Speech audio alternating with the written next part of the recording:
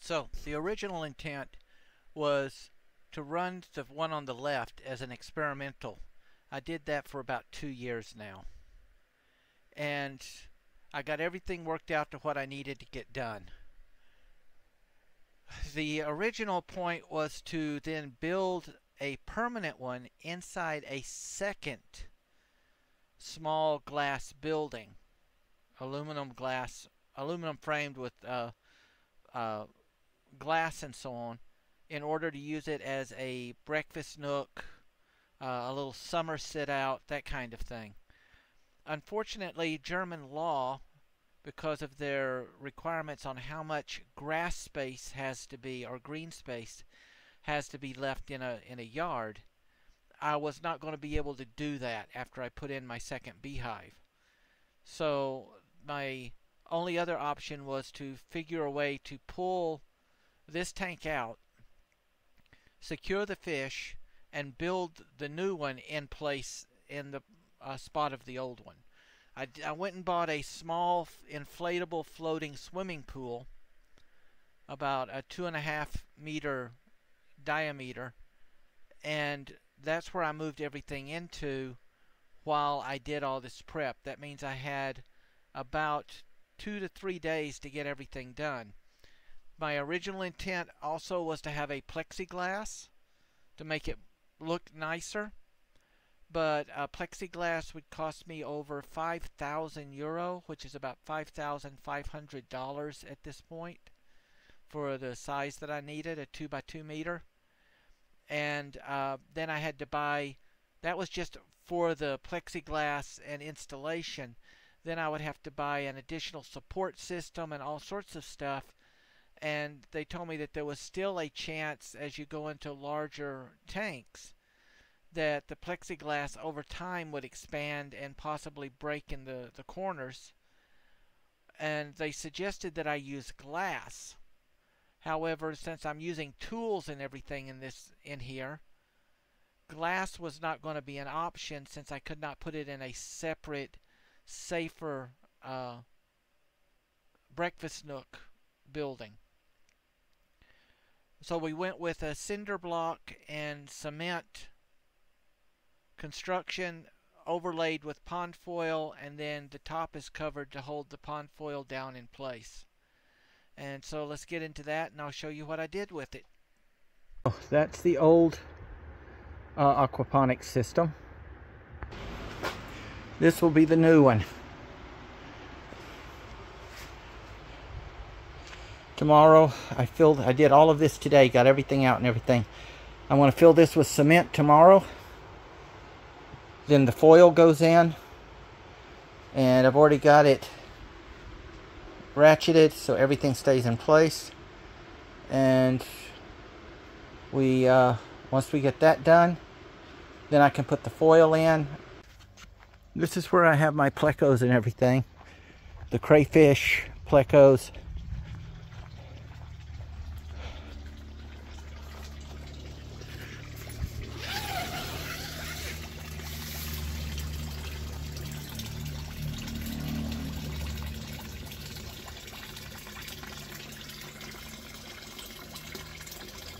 I lost a couple. I didn't get the oxygen set up fast enough, and I lost a couple of them. You see one, he's dead down there. But everything else, I got the oxygen running into it now. I got a double line bubbler, and then that's pumping off and down. And hopefully that will hold it for tomorrow.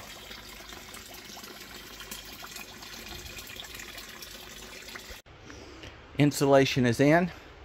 I intentionally left this high, that way when I put the cement in, it won't overflow back into my bottom area.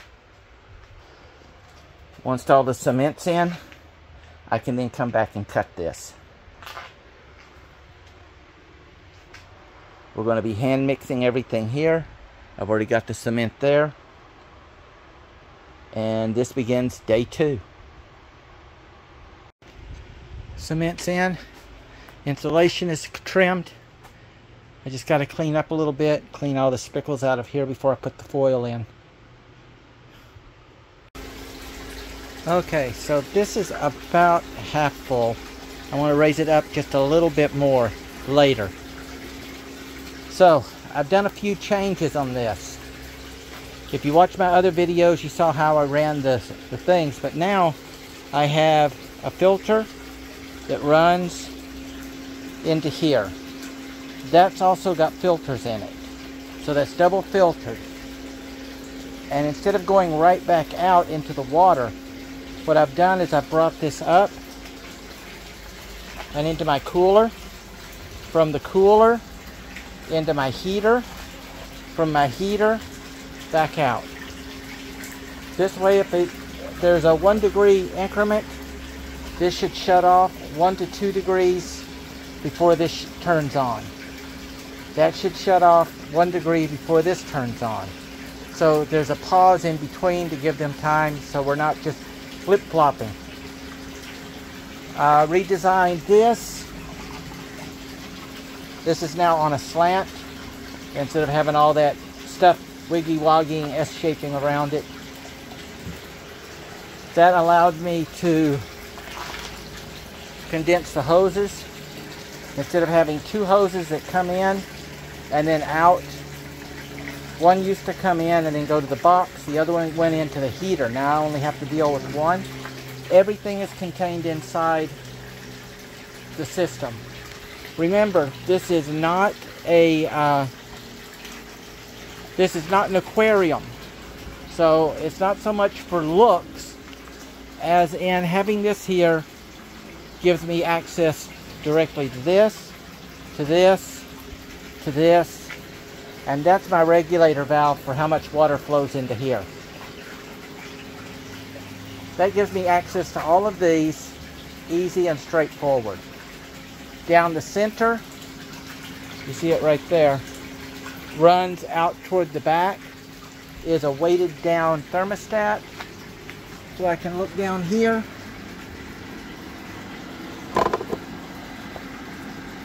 and get my secondary temperature. I use that to then regulate these 2 temperatures from the heater and the cooler to make sure everybody's on scale. We've got a little break here. What this does is, I'm going to change this later, but this allows all of this stuff to stay on this side. It's not getting turned over and killed because this is like still water, while this allows agitation and some cover for the fish to come in and get away, and they can move between the shaded area and the sunny area and still find shade in here. So we'll let this run for a while, make sure. I think I've got all the leaks and everything fixed from changing out the hoses, and we will see. The last thing that I did is I put a 45-degree angle on there. You see how much more agitation it causes. That's getting more oxygen into that water, and it keeps it from skirting out along the top. So we now have the protectors covered it. I have these where they're curving upward. This way they can't get their claw onto it and pull around and keep climbing. So that hopefully will keep them from climbing up the hoses and out.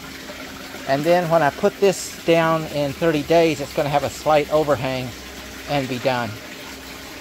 Okay, the edges have all been folded and pulled down as good as possible.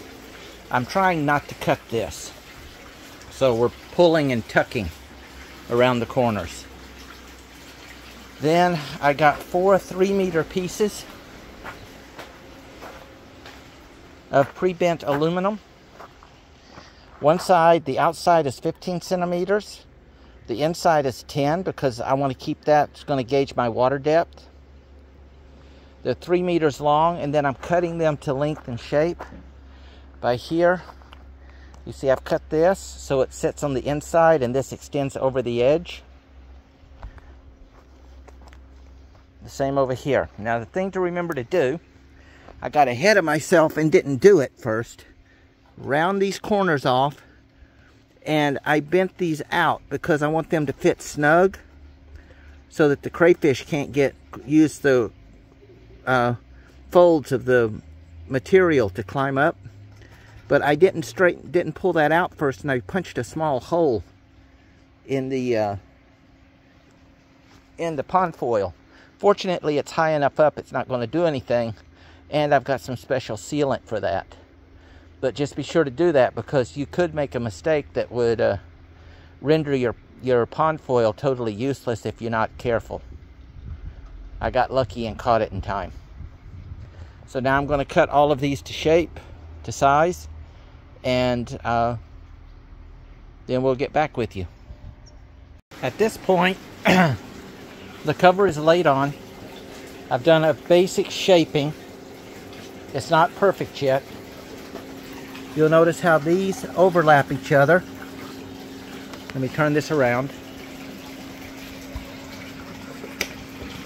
See there how they overlap each other, but they're not pressing into here because it's just curved out. That keeps the crayfish from crawling up and coming up here and getting out, and also adds a form to hold all the foil down. I've now done a basic marking underneath, and we're going to cut that and then trim everything up and straighten it out. And there we go. The painting I'll do after. It's still strapped. It's still got some time to cure, but everything now is beveled. What I did is down on the corners, to pull this area down, I cut a screw. I made the hole and cut a screw just enough to fit through these two pieces. Then I pulled this piece in, overlapped it, and did the same here. And that, all I have to do is pull this one screw out on each end, and this whole unit comes off. So if I do that on all four ends, remove 4 screws, I can take this entire thing off again if I need to. And this is now complete. I've got to fix my little divider here to keep my greens on one side and my airflow on the other, but that's just a minor issue later. And I hope that you found this interesting.